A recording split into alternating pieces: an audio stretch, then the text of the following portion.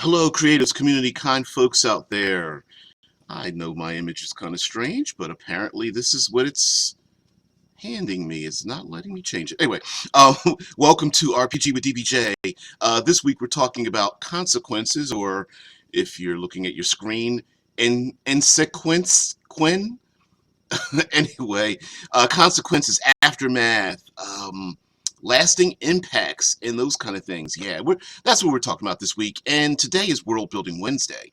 And for those who are unfamiliar, World Building Wednesday is the day where we take something, some kind of simple or ephemeral trait about the subject matter that we are talking about. We take that trait and we go kind of crazy with it. We take that and we build a world around whatever it is we're talking about. And it could be anything from building it around dragons, or we even did a whole series on building a world around one specific type of character class and all that kind of business. Um, Scott, yeah. I I don't know why the links don't just show the hell up either. Um, Especially if you're like if you're already subscribed and whatnot and get the notifications and everything. And usually after each of our live broadcasts, I make public the very next show. So yeah, no, I don't understand. Um, all right, so um, consequences. Now, one of the best things about role-playing games is the idea of having lasting consequences based on actions or the inactions of the player characters, and whether they disrespect the king, or walk into an open market and someone there sees them from afar and has some kind of strange um, attraction to them, or they owe someone money, or someone owes them money, or they're trying to make a connection and someone else sees them talking to someone else, and you have this butterfly effect where the PC's insertion into your setting can create a ripple effect throughout the world. But oftentimes a setting is created and then the PCs are then dropped into it. So for an example, a Call of Cthulhu, a Dark Sun, a Star Trek or Star Wars, or any of these settings exist independent of the player characters. And I think what would a mental challenge would be to create a world in which the player characters themselves create the consequences that are endemic to the world. And um, come on, kitty, sit down, have a seat. So I would deign to say that games in which, or a setting in which the player characters are the ones. No, Kitty wants to fire me. It's like, you need to scratch my head now. If you don't, oh my God, if you don't scratch my chin, I swear to you.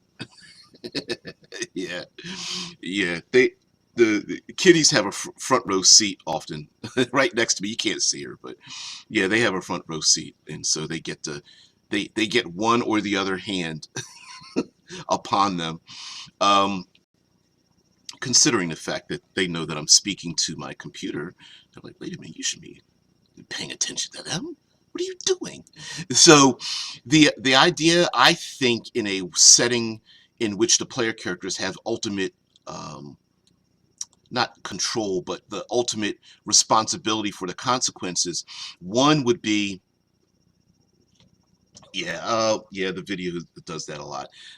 One technique would be that did I just drop out? Hmm, that was a strange, that was very strange. I think I just dropped out or something like that. That's weird. I don't know if the YouTube, if I'm still broadcasting on YouTube right now. My chat's still open. Hmm. Very strange. Uh, uh, Any- yeah, it's got a little squirrely there. We got a little bit squirrely over here.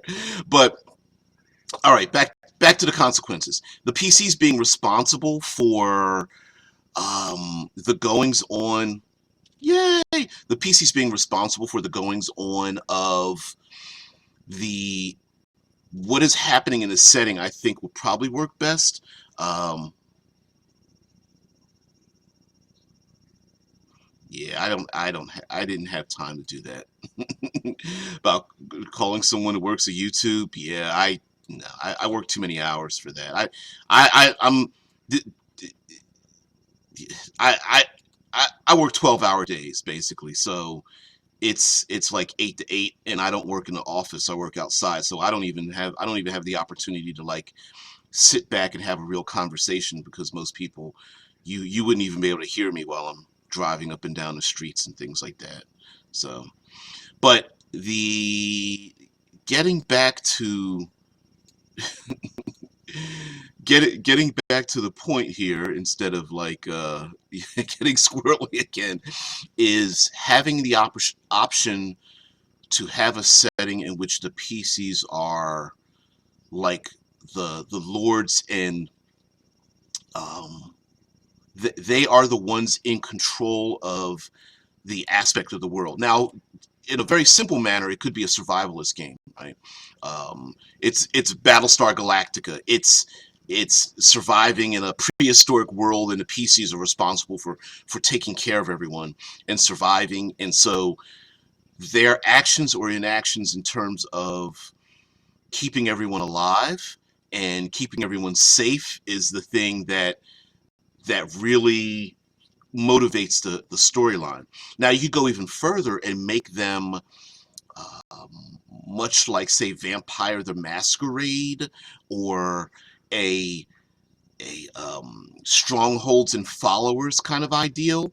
You could absolutely go with the idea that the PCs are responsible for a kingdom or a neighborhood or keeping a place safe, collecting taxes, um, disseminating information, keeping a habitat free from disease and crime, like law enforcement or police officers or government officials, and it's not just them say investigating crime or repairing damage or batting down the hatches because of weather, but it might even be keeping the morale high and finding foods and services. Hey Harry, what's going on? Been a long time. Yeah, Harry, the only gray beard grognardian older than myself. Good to have you back there, dude. Uh, so now in if you want to go a little more surrealistic in like Invisible Sun, uh, yeah, Pelora says I like getting my players to make stuff up. Gives me breathing room and saves on my improv coins. Coins. The Now, if you want to get surrealistic in Invisible Sun and any game that's similar to Invisible Sun, where it takes place in a dream-like setting, you could literally personify the player characters' personalities and motivations, their fears, their desires, and such. Area's like way older than thee. Yeah, well, we're we, at least we're the originals. We're the original OGs, right? You know, not the original gangsters. We're the original gamers, man. Hell yeah. And so, one idea would be to basically have like a okay. Now I'm trying to figure. My words are escaping me, but to have a point at which you draw from the player characters, maybe having a list of, you could have a list of um, a list of like dreams, desires, fears, those kind of things. What is going on? What just blanked out on me? I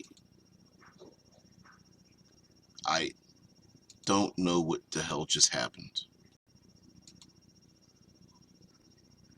That's very weird. Cut out on me. Hmm. Come on back. There we go. Um, wow, today's stream is just really bad. Anyway, um, you could get like 5 to 10, 10 things players and have them answer questions. And you know what is your greatest fear? What is your greatest desire? What is your greatest success? Things. So you shape those out, and then you build a world around that. For example, in Invisible Sun, oh, your Pocket GM. um, there is a creation where the PC has a house, and in this realistic world of like a dreamscape kind of thing, the player character has a house, and the other players get to create their neighbors and the rooms in uh, the neighborhood and their neighbors around the house, and the PC gets to discover some of the things and place items inside of their house. And because it's surrealistic, right? Yeah, there could be some ice cream in there. There, like inside the house. Although I don't know how big of a scoop maybe there is. A little waffle cone coming sneaking down the hallways while you're sleeping, dripping melted ice cream underneath the door. Um, but you're able to place things in the house, and of course, in a surrealistic setting, the house could have a jungle or a waterfall or dinosaurs, or one room is completely upside down and spins on an axis or something. Any of those things could be happening, but the player characters are also able to shape the goings on in the neighborhood. Some of the maybe nosy neighbors or rivals or sycophants that are always at the player character's door. And so the consequences of what the which characters the characters created can also have a pretty significant effect on the world as well when it comes to creating lasting consequences and aftermath. Now, another thing to do is, as the players navigating your world, and let's say you pick a very general setting and you really haven't thought about too deeply about what's going on, whether you just play a quote unquote vanilla Dungeons and Dragons or a sci-fi game or Victorian horror game, and it's pretty vanilla. Based on what the players do, you can build off of that. And if there are, especially if they have special capabilities, you can start to weave a world based around them. So for example, if a player character has some form of like they're an alchemist character. Let's take that for an example. If they are an alchemist character, now you have something to pull on, and so you can create a whole industry connected to alchemy. Whether there's a black market, maybe the materials are hard to come by, and there are NPCs and other people who are out there mining for these materials or trying to assemble these materials together. There may even be an economy related to them. Harry says, had a monster that if your save failed, no spells, others lost health or constitution. Yeah, there's having things in the world that have a lasting effect. Now, in 5th edition Dungeons and Dragons, they pretty much eliminated any lasting effects, right? Take a short or a long rest and pretty much most things disappear. But a world in which you have lasting consequences, wounds could get infected, the casting of spells could be a beacon for enemies to find you, or your magic calls upon dark forces, that it's not just you have the ability to cast spells, but you're literally calling upon the powers in the world to grant you your abilities, and they expect something in return. It's not just you casting a fireball, it's you calling upon the you know, the pyro cons of the world that actually blast your enemies, and then after they blast your enemies, there's a face in the fire, literally in the palm of your hand, that says, this is, you know, you've called upon me 3 times, you know, thrice I have helped you, now what are you going to do for me, or something like that. Scott Post says a rival for the PC is always fun, and the more mundane their trade, the better. Yeah, and rivals and adversaries can be quite different than enemies. You know, an enemy is like, hey, let's draw swords and, you know, beat each other about the head and shoulders. But a rival, an adversary, is someone who the best of them are actually on the same side as a player character. Um, Often seen, we see this often in our various media, right? One detective, the protagonist detective wants to solve a crime, and there is an antagonistic detective who works in their same department, who either doesn't like the fact that they skirt the law, or doesn't like the fact that they're as good as they are, or there is a fellow detective that does a piss poor job, or doesn't know how to speak to people in the neighborhood and things. So a lot of times having a really great rival or NPC that the players have to navigate around, and based on how the players deal with those individuals, has a lasting consequence in the world. So yeah, it would be quite easy for, let's say, a PC to punch the city guard in the face to get them out the way. Assaulting the city guard, it might bring about far more harsh um, repercussions, right? If the player is a noble and they start hanging around, and the noble is known to hang around the lesser folk, which are the other PCs in the group, the other nobles might start talking amongst themselves until it gets back to the family, or even starts to spread to the countryside, about how this noble has reduced themselves to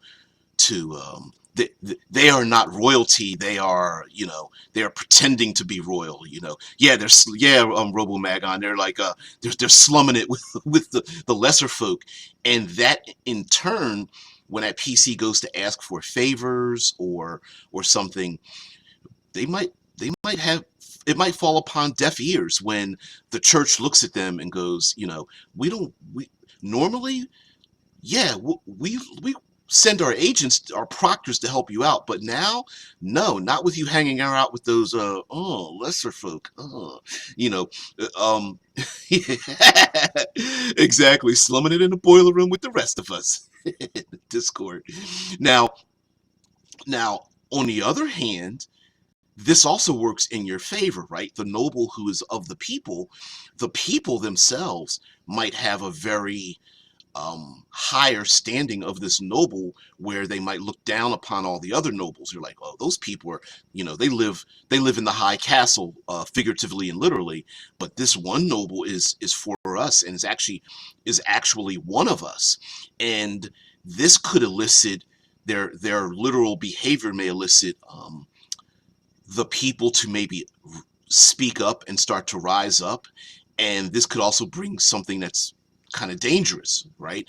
The lesser folk that start to speak up might, you know, the a noble that's part of this PC's family might say, you know, we're going to have to take some soldiers down into the bottoms and teach them a couple of lessons, because we need them to harvest the food and clean the streets and shoe our horses and do all the dirty work, because they're the ones, you know, the lesser folk are the blue collar workers. They're the ones that keep the country moving. And if they stop working because they're pissed off, we're in danger from our enemies on the other side of the on all sides of our kingdom. So we need them to work, and we need them to be happy. And if they can't be happy, we need them to be scared. But whatever the case may be, we need them to work. And having consequences, again, doesn't necessarily mean something evil or something bad, that every time the players fail to do something. And this is where we as professional, as expert game designers and dungeon masters and players and stuff, this is where that fine line comes in, because you don't really want to, you don't want aha moments like the Simpsons. You don't want to keep folding your arms and going, ha ha, you messed up. Ha ha. You don't want to do that, because your players are going to shut down. After a while, they're just going to want to burn your world. If every time they do something, they realize there's one other problem that they caused, right? So you don't want that to be, yes, maybe the noble slumming it is having a bad time with his own family and the other local nobles, but you also, I can't reset that, but you also do want to have the idea that there is a benefit for them to engage in your world, to create a consequence in your world. And this is a hard sell, but much, if we go, if we follow the theories of Star Wars, where the path to evil, the dark side, is easy, the path to the light side is harder to do, but you have a lasting effect. Um, in gaming, I think it's the same way, right? Um, Killing people, punching people in the face, being rude, ignoring everything, being turning into your general sociopath or psychopath in a game gets you a lot of benefits, okay? But the player character that sticks to their honor, to be nice, to be just in a very brutal world, having saving the life of the local farmer, or um, being kind to the one bakery owner, or doing the nice thing, initially may seem like there's no benefit to it, but later on you get to pull out the deus ex machina, right? And what I mean by that is the players might literally be in a life or death situation. Maybe they're getting ready to they're having a TPK. You know the next roll, it's happening, and you realize, we're only 3 sessions into the game, and I've got 25 sessions in the back burner, and I don't want to kill the players off. And you want to save their life. Now, one hand, you could just fudge the dice and go, okay, I'm not going to let this crit happen. I'm going to let them survive. Or what you can do is you can give them the benefit that they have, right? The player character that saved the farmer 3 sessions ago when you first started, maybe that farmer is the one, like we mentioned before, that goes, psst, hey, come here, run here. I'll make a distraction or something. It's the lesser folk that the noble was hanging around, in which they're hanging around the people, and then eventually the lesser folk stand up with their pitchforks and stuff and save the noble. Or maybe one of the PC noble has a family member that just feels sorry for them. Yeah. I don't think that's exactly where I was going. Puller, defend me, peasants. That's the stand around me, meat shields. Suffer the hit point damage that normally I would suffer. That's not exactly where I was headed, but yeah, yeah, maybe. Um, I mean, how many times have we seen a storyline in which the hero is about to get a beat down and some innocent person stands in the way? As a matter of fact, there, I know I'm squirrel. I'm on.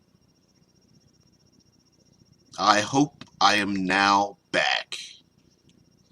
I hope I'm back.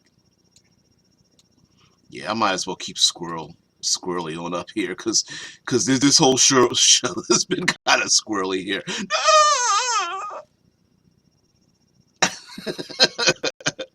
Anyway, yeah, for some reason my audio is pretty good. Scott Post, like, I love the White Wolf system and setting. Deadman says a small press company, Event Horizon Productions, published Gareth Michael um, Skarka's Hong Kong Action Theater in 1996. I did not know that. Oh, I did not know that. Mm.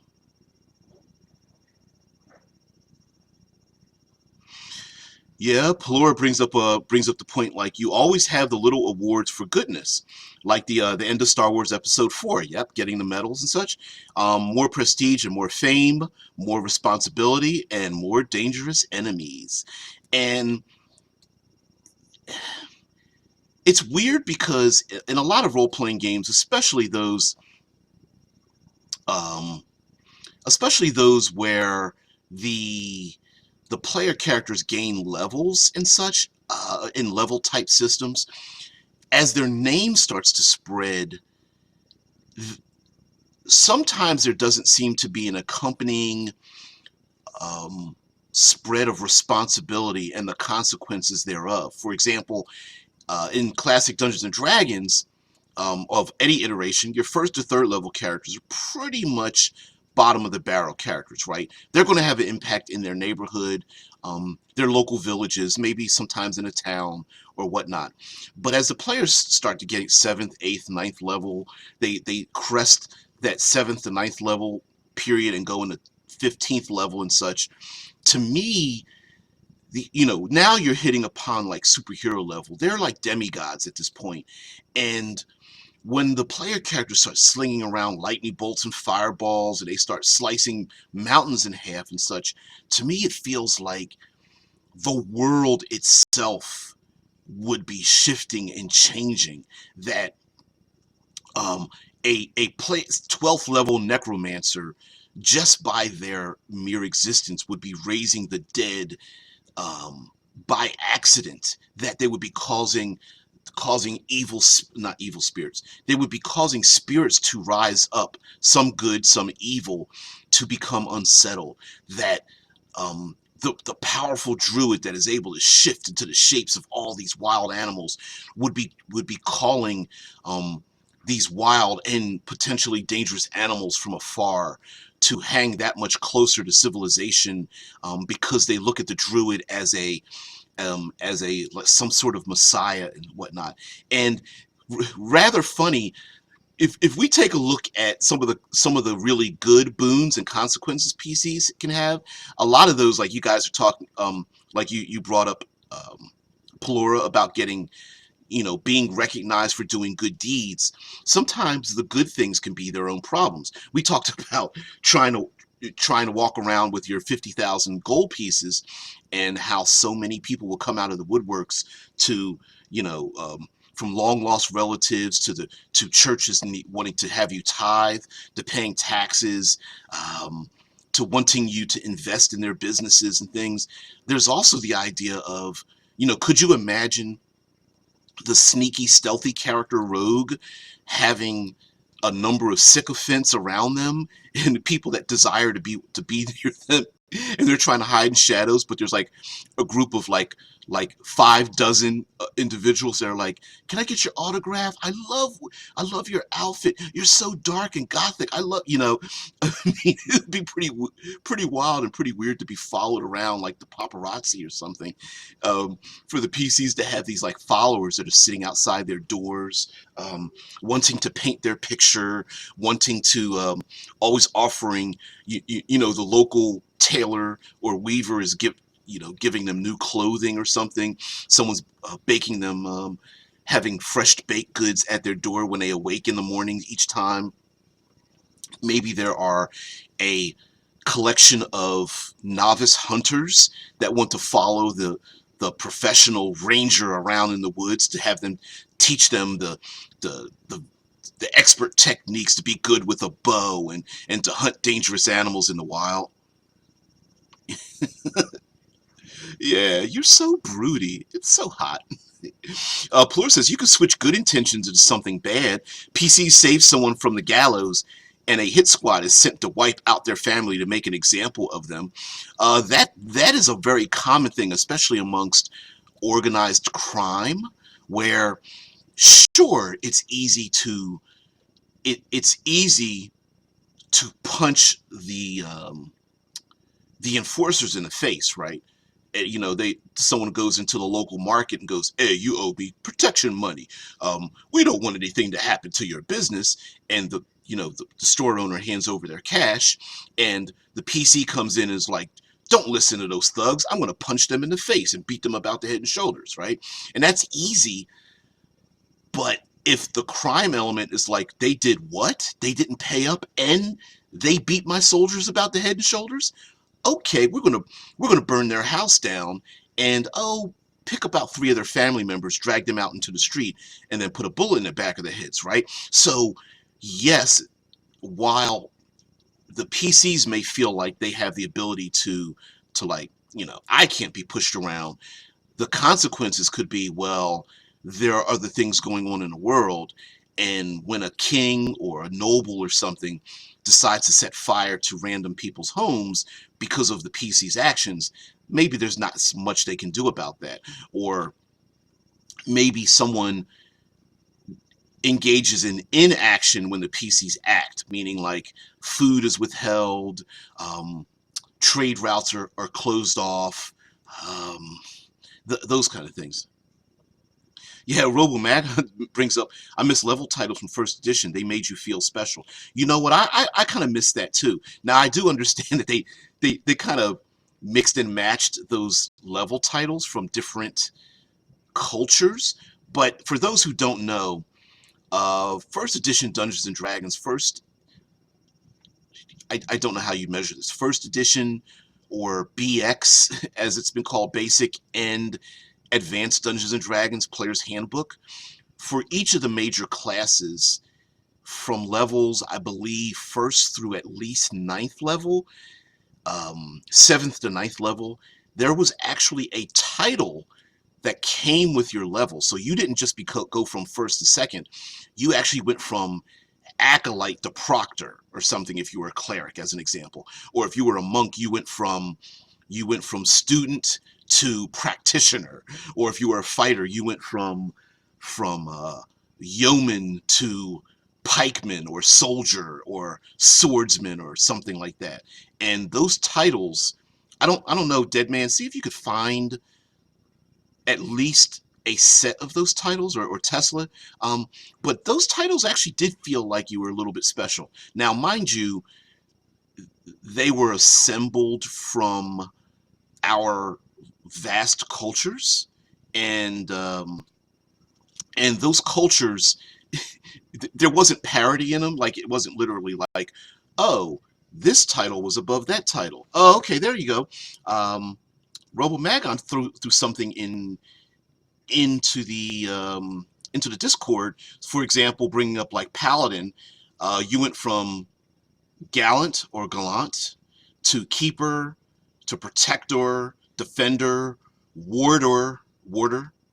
What, I would have changed that to warden, but anyway, guardian, chevalier as opposed to cavalier, justicar, and then you become a paladin. And the idea was that in the game, you were trying to achieve the actual class title of whatever you picked. So, for example, if you wanted to play let's say a ranger, you weren't a ranger until you got to, what was it, like 8th level? And so on and so forth, right? So you didn't become, when you played a thief, this is back in the day before it was called a ranger, you weren't a thief yet. I'm sorry, this was before it became a rogue. I apologize.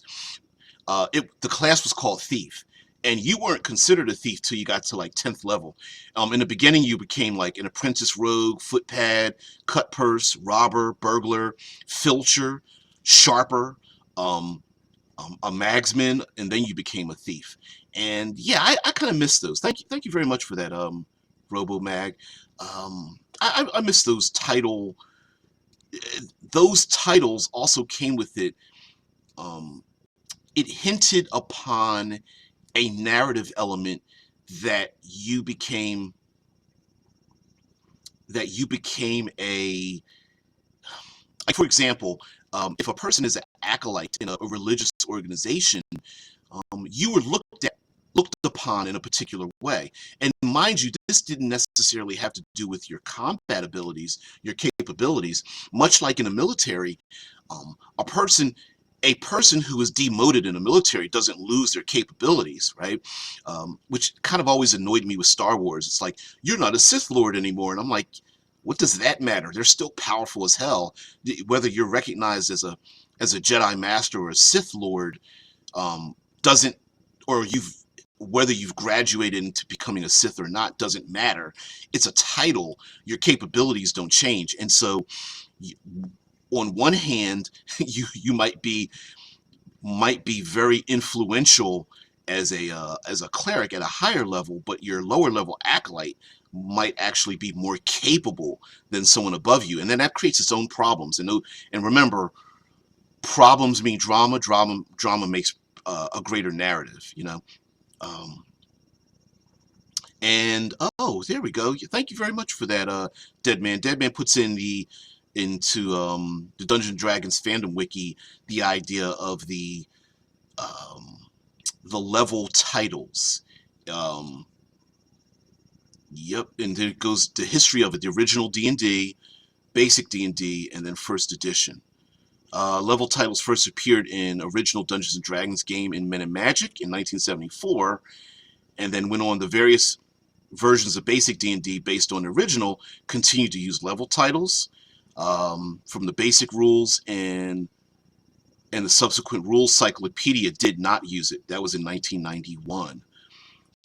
Yep, and I remember first edition level titles continued to be used, and then level titles no longer appeared in AD&D second edition, 1989 and onward. Yeah, and I miss those because much like a military title or maybe a title in a job, um, believe you me, I think all of you get it where you work in a job, and there's a difference between the position and title you have and how capable you are in those positions. Scotpo says, I got the AD&D first edition reprint they did after Gygax died. That was my first. So many cool ideas and clunky mechanics in those books. I love them. Yeah, navigating those books requires, with my bad eyesight, I need a magnifying glass. And believe you me, for those who complain about game design today, you have no idea about the original, the AD&D Dungeon Master's Guide. It's all over the place. There's tables and charts, and yeah, there's like no, it feels like there's no rhyme or reason anyway. But and there's the list. Yes, Deadman put in the actual list of the titles for the different classes. Um, wow, that's pretty. I didn't realize it was that extensive. Jeez. Okay, so and then it's split by archetype as well. I did not know. I didn't know that they actually continued on to split them into the various archetypes, like with the Druidic orders. Um, wow, I didn't realize that. Even the barbarian. See, I didn't even think it got to barbarian because barbarian came in much later, in after AD&D. Wow, that's really cool. Okay, got to save that one. Now, uploaded by Dark Elf Shadow. Sweet. Yeah, got a little that there is a wider world that recognizes those titles in the first place. And mind you, of course, they're not noble titles. Whether if you're a rogue or a thief, you are given a title in the underworld, right? If you're a warrior, some kind of warrior fighter, you're given a title in a military manner, or a politician, they have titles for government officials and things like that. And so, um, yeah, and oh, yep. JP Jader says, remember that monk and druid highest levels are only like two or three people in the world who can have them. Much like martial arts schools today, when you start getting into like seventh degree black belt and eighth degree and such, there was a period where you only so many could actually obtain that level, and when player characters tried to get to that level, they either it was almost like a grandfathering in, right? Like you had to almost wait for the person above you to either pass on, or that person would fade off into another world or another